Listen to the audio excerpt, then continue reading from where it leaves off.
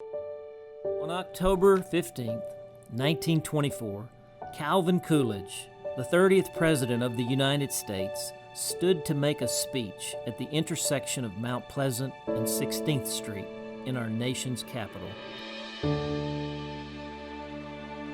He was there to dedicate a statue of a horse and rider. People called it the 15th Horseman to Washington. The first 14 included military generals: Washington, Sherman, Sheridan, Scott, Grant, Jackson, McClellan, Hancock, Greene, McPherson, Logan, Pulaski, and Joan of Arc. The 15th was a preacher on horseback. His name, Francis Asbury.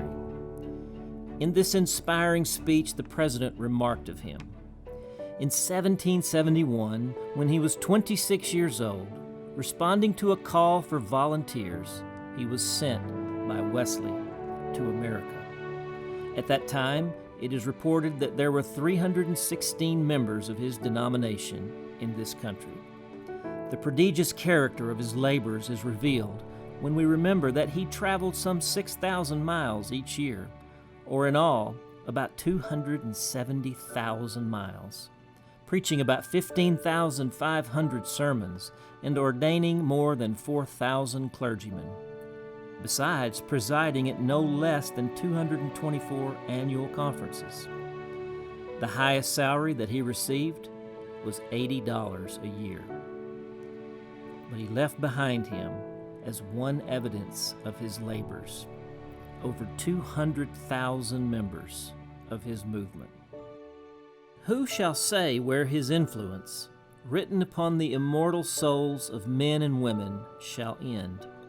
How many temples of worship dot our landscape? How many institutions of learning, some of them rejoicing in the name of Wesleyan, all trace the inspiration of their existence to the sacrifice and service of this lone circuit rider. He is entitled to rank as one of the builders of our nation. Today, at the quiet corner of Mount Pleasant and 16th, the silent statue still speaks. At the base of the statue reads a short inscription, some of the letters of which are now gone. It reads, "The Prophet of the Long Road." It's a prophetic sign for us who would take up this mantle and lay claim to this legacy in a still new century. In a manner of speaking, it's time to get back on the horse. The time has come for the prophets of the long road to ride again. It's time to sow for a great awakening.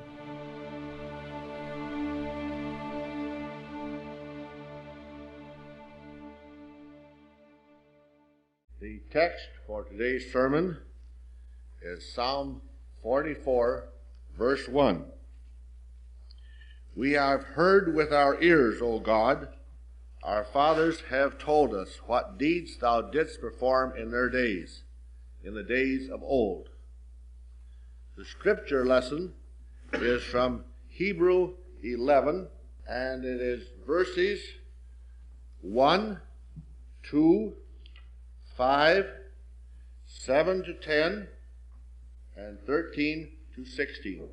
"Now faith is the assurance of things hoped for, the conviction of things not seen. For by it the men of old received divine approval. By faith Enoch was taken up so that he should not see death, and he was not found because God had taken him. Now before he was taken, he was attested as having pleased God. By faith Noah, being warned by God concerning events yet unseen, took heed and constructed an ark for the saving of his household. By this he condemned the world and became an heir of the righteousness which comes by faith. By faith Abraham obeyed when he was called to go out to a place which he was to receive as an inheritance, and he went out, not knowing where he was to go.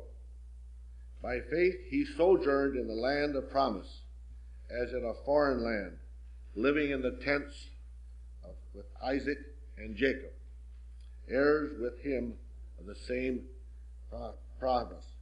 For he looked what cannot be shaken, looked forward to the city which has foundations, whose builder and maker is God. These all died in faith, not having received what was promised, but having seen it, and greeted it from afar, and having acknowledged that they were strangers and exiles upon the earth. For people who spake thus make it clear that they are seeking a homeland. If they had been thinking of that land from which they had gone out, they would have had an opportunity to return. But as it is, they desire a better country, that is, a heavenly one. Thus ending the reading of the Scripture. America is God's chosen people in the modern world to demonstrate his light to the world, a light of righteousness, compassion, and help for needy peoples, brotherhood of the races and the classes, and democracy.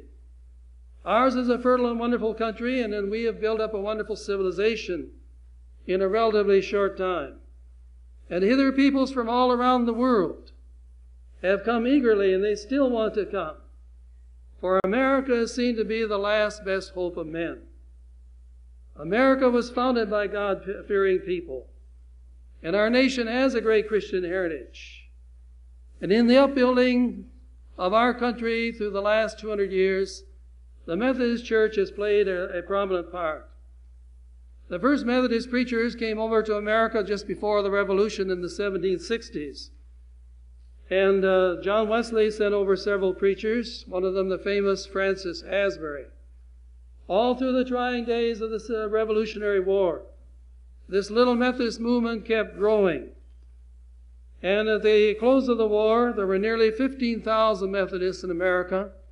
And John Wesley realized that these people would have to have a church organization in order that they might have the sacraments.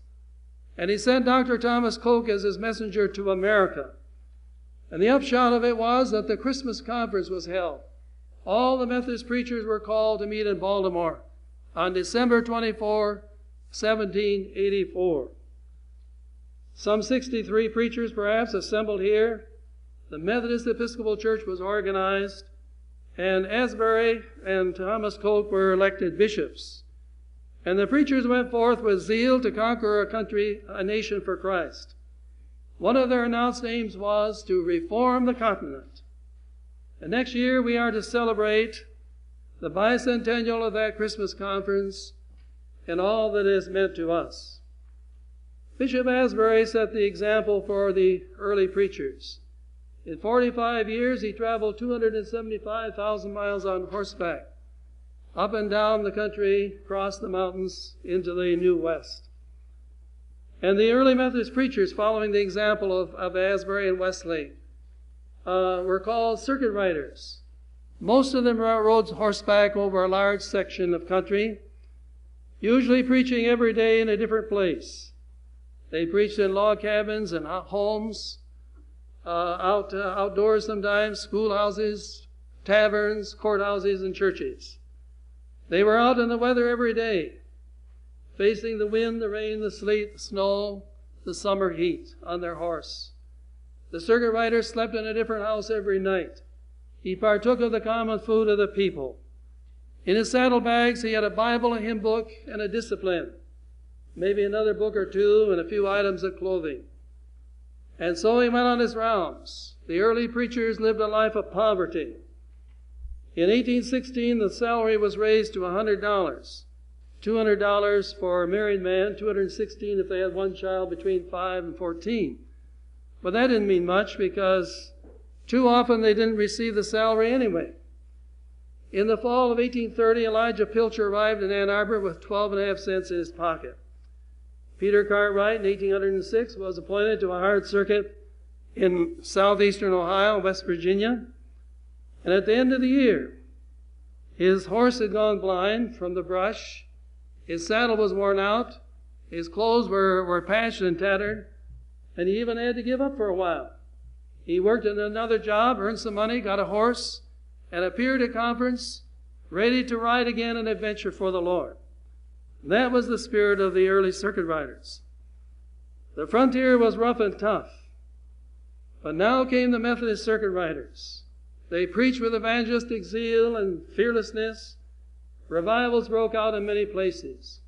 There was a place called Rogues Harbor down in Kentucky, where criminals and fugitives from justice had flocked in from all parts of the country, and they defied all law and order.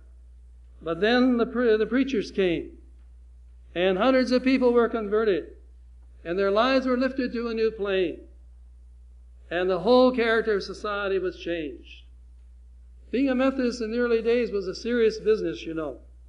John Wesley one time expelled 64 people from one society, 2 for cursing and swearing, 17 for drunkenness, 3 for quarreling and brawling, 1 for beating his wife, and thus it went. Methodists had no creedal requirements, but they were expected to be earnestly striving to live the Christian life. Methodism was called Christianity in earnest. The first Methodist preacher came to Michigan in the spring of 1804 and preached a few sermons in Detroit. Regular Methodist preaching began in Michigan in 1809.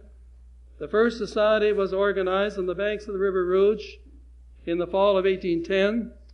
On March 31, 1818, the first Methodist church, a log church, was built on the River Rouge about 6 miles west of Detroit. In May 1825, Elias Pattee preached in Ypsilanti, the first Methodist sermon in Washtenaw County. In November, John Bauman preached the first Methodist sermon in Ann Arbor, in the home of John Allen, the founder. In the spring of 1826, William Simmons, the presiding elder, came out from Detroit over terrible roads to Ann Arbor and preached there and in Ypsilanti. He found the road desperately bad, but he had the pleasure of officiating at the wedding of 2 daughters of Deacon Maynard, who lived at Mallett's Creek between Ypsilanti and Ann Arbor. On July 29, 1827, a Methodist society was organized in Ann Arbor. In 1828, the Huron Circuit was established with Benjamin Cooper, circuit rider. 10 preaching points are mentioned: Ypsilanti, Ann Arbor, Dixboro, Superior, Boyden's Plains, Lodi Plains, the log church on the Rouge, Hickoxes, Nanking, and Plymouth, along with smaller settlements intermediate to these. And it took the circuit rider 3 weeks to go around these places. In the fall of 1830, the Ann Arbor Circuit was set up with 2 young preachers, Pilcher and Henry Colclasser. And I'm sure that they were preaching here in Dixboro. The circuit ran from Dearborn west to Dexter, and as the new settlements were formed, they finally got as far west as Jackson in January 31. In September 31, the Ohio Conference established 2 new circuits. Ypsilanti Circuit covered Superior and Salem townships and most of Wayne County to the east, and then to the west. The Tecumseh Circuit took in Ann Arbor, most of Washtenaw County, Jackson County, Calhoun County, Branch County, Hillsdale County, and Lenawee. And when that circuit was set up, they finally had a circuit of 400 miles with 27 preaching places. In September 1831, Alva Billings was on this Ypsilanti circuit. We're told he had 18 preaching points, and among them were Ypsilanti, Wayne, Dearborn, Redfield Center, Plymouth, Northville, South Lyons, Northfield, Salem, and Dixboro. It seems that by this time the Methodist Society must have been organized in Dixboro, but we have no record of this real beginning of the church. In 1851, the Michigan Conference planned an advance in this area, and it made 2 appointments to Ann Arbor. First church, Jonathan Blanchard. Second church, Manasseh Hickey. He was to work up a new Methodist work in Ann Arbor Town or Lower Town, north of the river and the surrounding countryside. Hickey was a zealous old-time Methodist preacher.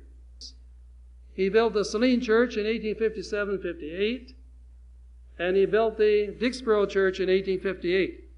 3 churches, all New England type, white frame architecture in 3 years. On December 9, 1858, 364 days after the town meeting, the trustees accepted the church as finished according to contract. It was ascertained that the church had cost $2,241. The debt remaining was $711. For the building of the church, 7 people had subscribed $100 each, which was a lot of money in those days. There were 75 subscribers in all. Quite a number of people had subscribed $50 each. Some Ann Arbor citizens contributed toward the furnishings, and the church began to be used and was dedicated. That year, Reverend Donaldson received a salary of $344 out of his claim for $409. The circuit had 2 churches valued at $3,600, 4 Sunday schools, and 725 library books for loan, 118 members, 35 probationers. We had a minister here from 1870-72 who was rather outstanding, James R. Corden. In 1871, the Dixboro Women's Foreign Missionary Society was organized and began its notable record with a contribution of $28. The pennies and nickels, the mite offerings of the women, who had little money in those days, amounted to a good sacrificial sum. This was only 2 years after the first chapter was organized in Boston. Corden, in the summer of 1872, put out a fine printed paper, 3 monthly issues sent to all the people of Superior Township. In the August issue appeared such articles as Search Out the Scriptures, King Alcohol, To Break Down a Church, etc. The old-time Methodist zeal against the liquor traffic was evidenced in his article on King Alcohol. He applauded his class of honor of 36 persons who had taken the following pledge: I do solemnly promise not to make, buy, sell, or use any intoxicating drink as beverage, and that I will not use profane language or tobacco. This, he said, we call our class of honor, for it is honor for anybody to refrain from evil and influence others to do the same. In a September paper, he said goodbye to the people of Dixboro and Free Church. He told that they'd had open houses for the people. They also had a party for the children on a Saturday afternoon, inviting the children to come, quote, to sing and play and enjoy ice cream and cake. His fine Christian spirit was displayed in these words: we bespeak a good word for the new preacher. We meet him cordially, pray for him fervently. The first time you shake hands with him, don't forget to leave a $1 or $5 bill in his hand. He will feel that he's among a really sympathizing people and go to work right manfully among you. We shall be surprised if we don't hear glorious things from you another year. God will yet pour out upon you his blessed Spirit. Time fails me to tell the many things that I would like to tell you about. But one of the fine ministers of our church was Kalita E. Edwards, who served here from 1918 to 1921. The automobile age was coming in. The preacher drove a Model T Ford. The roads had not been improved much yet, and tires were bad. They didn't last long. People had many flats as they drove. Mrs. Edwards has written, the charge included Free Church and Northside Ann Arbor. In the spring, a freeze and thaw made the Free Church country roads almost impassable. Deep ruts filled with water and then froze over, but not hard enough to sustain the car's weight. As it broke through, it cut the tires.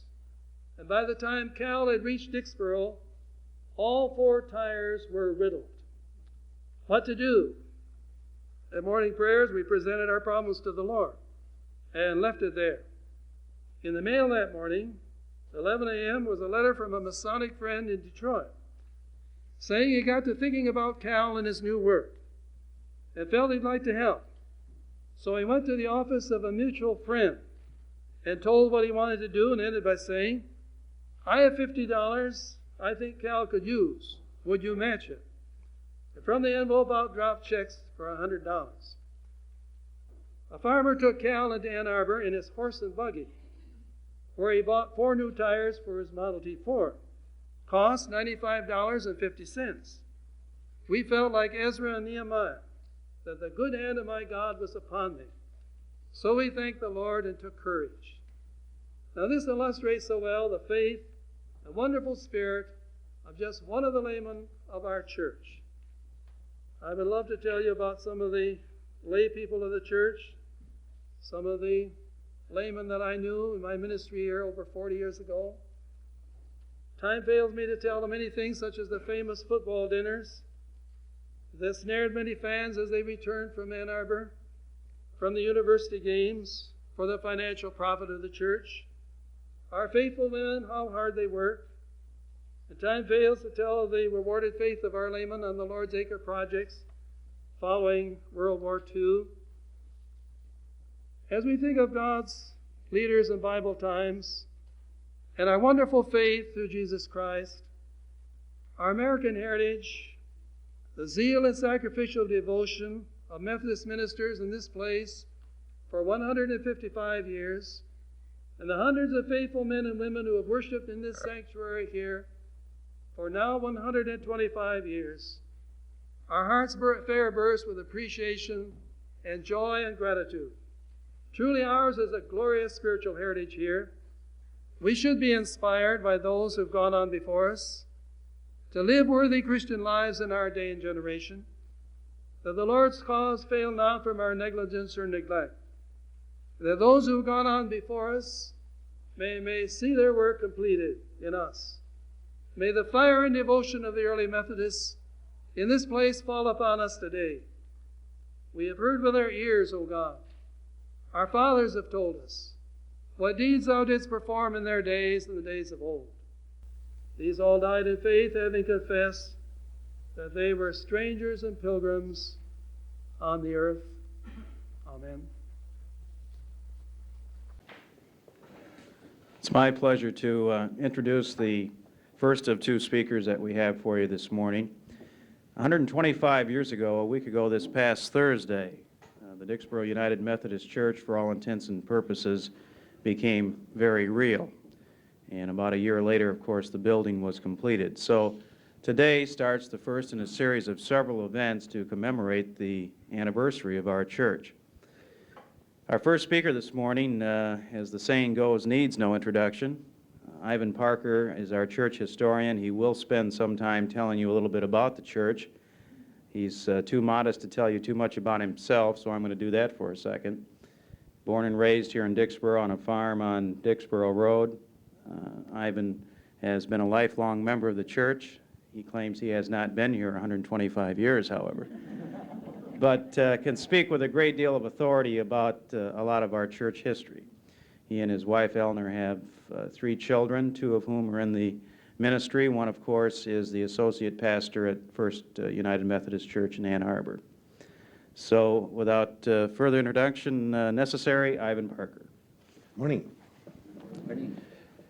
I look over this group, hope it don't put too many of you to sleep, because some of you may have heard parts of this talk. To give you a little idea, if you have 125 years and you spend 1 minute a year, which I plan to do, that'll take me 125 minutes, which is a little over 2 hours. And of course, you ought to spend more than a minute a year, and I probably could go on for 10 times that long, but I'd be out of voice, and I'm sure you'd be tired of sitting long before that. In being a historian, you often read about the good old days, and in going back and reviewing for this talk, I was thinking something about the good old days at Dicksboro, or even before Dicksboro was here, and I guess my big conclusion is how glad I am I don't live in the good old days, because they were not, in many ways, quite as good as we have it now. There was one or two things that came to mind, though, that I thought I would share with you before I start on this talk. Dixboro did have a post office. And in 1904, my grandfather, William E. Parker, drove his horse and buggy a mile to Dixboro and posted a letter to my father, who was at school in Detroit at that time. On the back of this envelope, it shows that by horse and buggy, that letter got to Ann Arbor at 3 o'clock that afternoon. And then it shows also that it got into Detroit at 8 o'clock that evening, and my father got it the next morning, and the cost was 2 cents. I have a sister who lives in Wyandotte. I write her a letter on Monday. Often she gets it on Thursday or Friday, because a lot of the mail has to go from Ann Arbor into Dearborn to be sorted or something, and then come back out and swing around, and it now costs 20 cents. I'm not sure we're 10 times as well off as we were post office-wise, for local mail anyway. Now, air mail and other things are a different matter. I'll leave this on the table up here, so you like stamp people. It's just an old 2-cent stamp with a bullet on it, if you know what that means. That was the way it was canceled.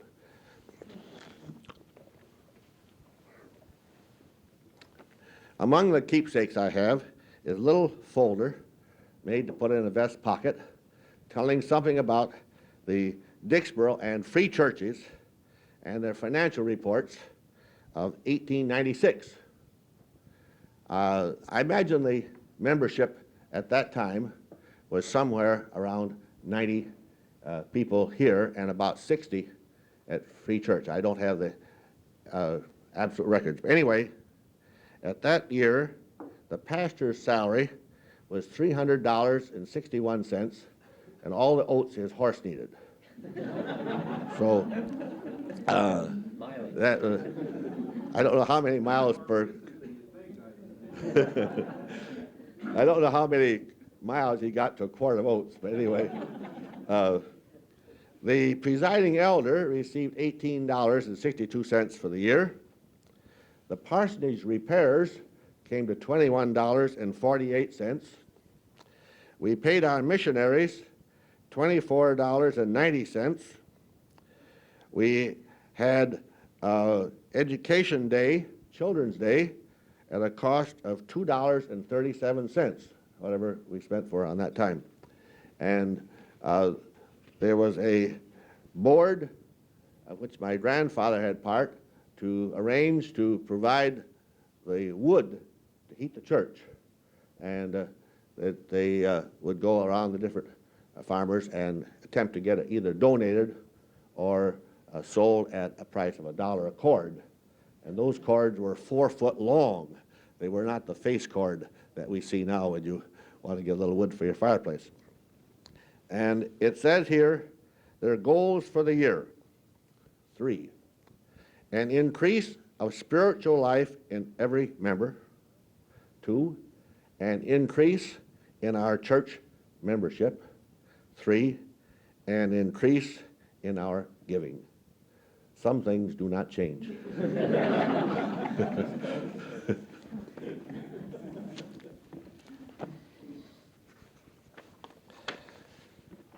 I find I do better if I write things down, and I don't go on for too long. This program this morning is partly in recognition of the 125th birthday of the Dixboro United Methodist Church. I'm planning to tell you something about Dixboro, the church, and how it grew in just a few minutes as a background for more events in 1983, which will celebrate this 125th milestone. Dixboro was settled by Captain John Dix, who came from New England, where he spent most of his life on the sea. On May 19, 1824, he bought 3½ sections of land from the government. On the September 28th that same year, he added another 56 acres. The prevailing cost at the time was $1.25 an acre.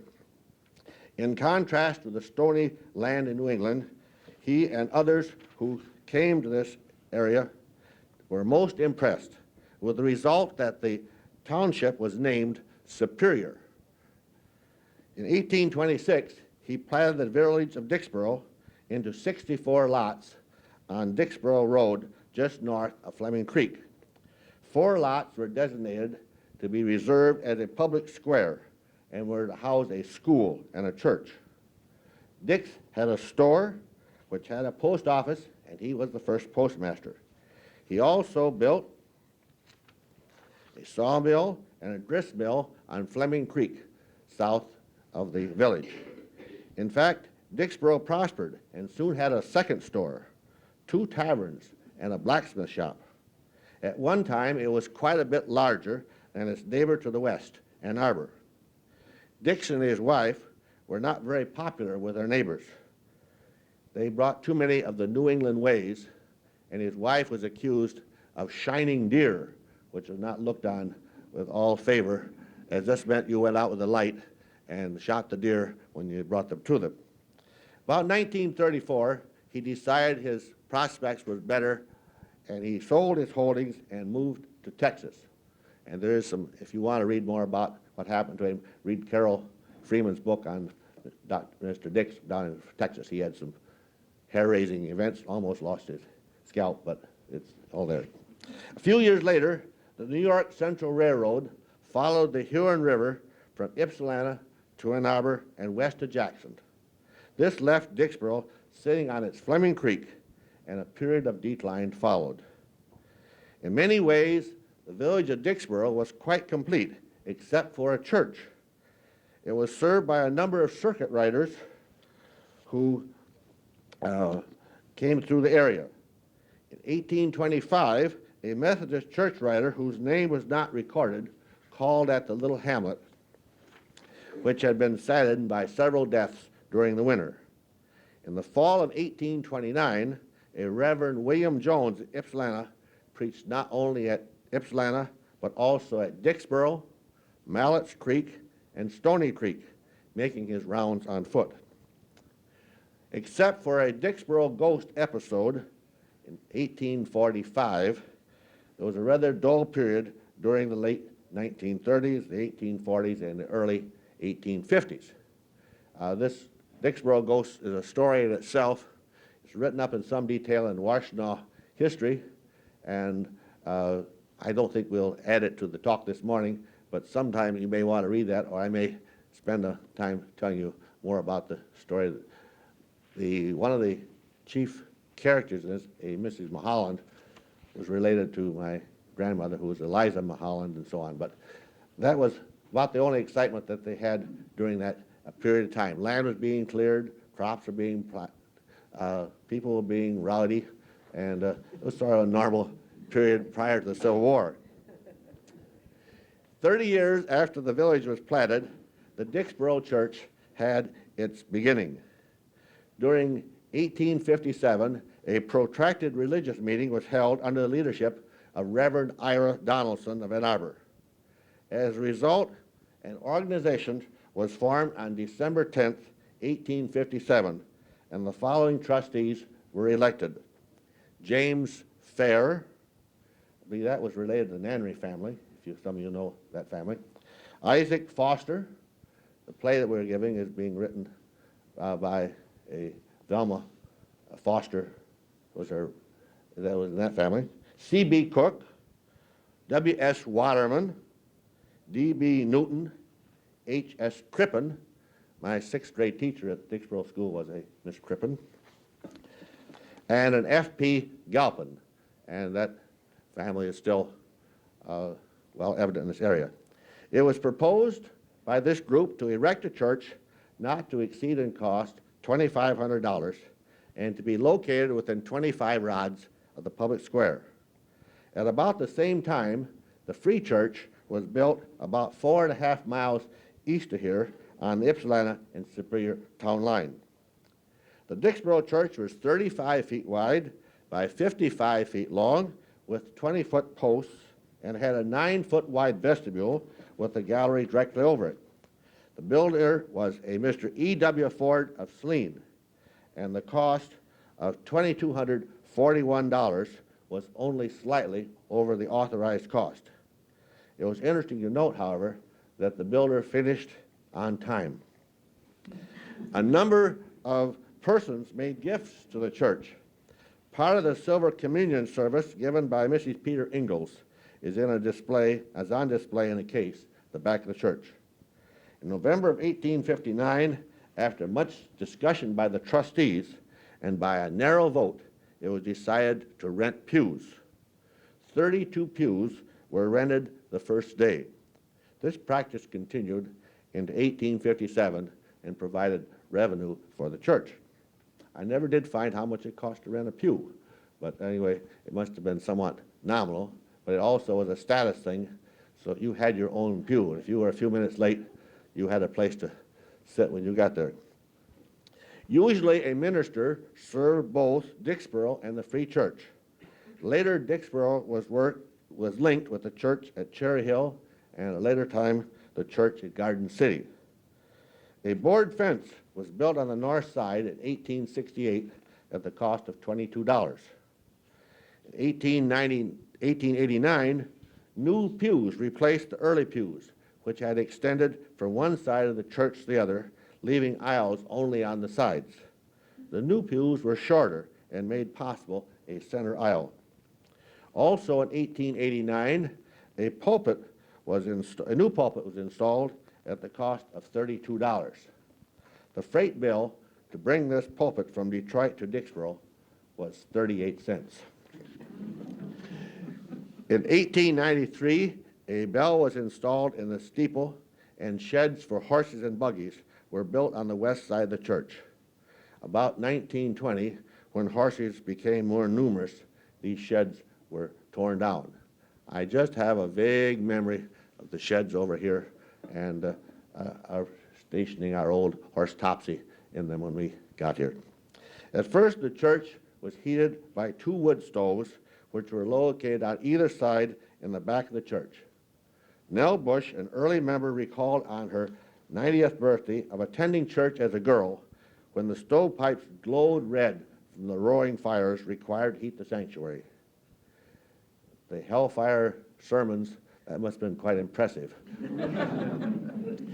In the early 1920s, a part of the basement was excavated and a furnace was installed. The basement was later completely dug out, and a kitchen was provided, making possible the Dixboro chicken dinners during the football seasons.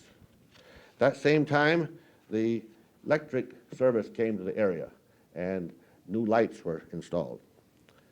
This talk has provided some background up and into the 1920s. With the advent of electric power and the paving of Plymouth Road, there was a great effect on the church. But that will be a topic for another time. I wish to close with reading or two from the Superior Good News, which were published by a Reverend Condon in 1872.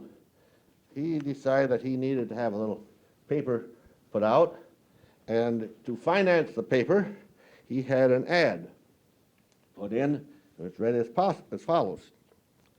Good health is one of the blessings of this life, and everybody who can do something to promote it among his fellow men should be hailed a public benefactor. No one can doubt but what cleanliness is necessary to good health and comfort. And to promote this, Mr. E.J. Knowlton of Ann Arbor has invented and is supplying the country with his neat, handy, portable, and substantial rubber bathtub. It is nice to use in your room, both summer and winter. Just put it on 2 chairs, pour in a pail of water, and in you go. Oh, it is delightful. The price of it is only $25, which you will save in doctor's bills in a short time. The first ad was for a John J. Downer, M.D., physician and surgeon, residence at Dixboro's, calls attended to promptly. And in reading the Chase recipe book, which some of you may have seen, I noted in there that Dr. Downer had a particularly effective remedy for burns, and it was taken up by Dr. Chase when he put out his remedy book. There's one other thing I think is kind of interesting. This particular edition was written at the time that the minister was leaving. Mr. Corden is leaving, and so he says, "We say goodbye to the many kind friends we have found here during 2 years of residence. We have encouraged seeing our congregation grow from a mere handful of persons till they have become quite large and steady. This is also true of the Sunday school. The conference will send a preacher another year who, with the hearty cooperation of the membership, will lead many of these in the Sunday school into the church. God grant it may be so. We speak a good word for the new preacher. Meet him cordially. Pray for him fervently. And the first time you shake hands with him, don't forget to leave a $1 or a $5 bill in his hands. You can do it easily. It will be worth everything to him. He will feel that he is among really sympathizing people and go right to work manfully with you." Thank you.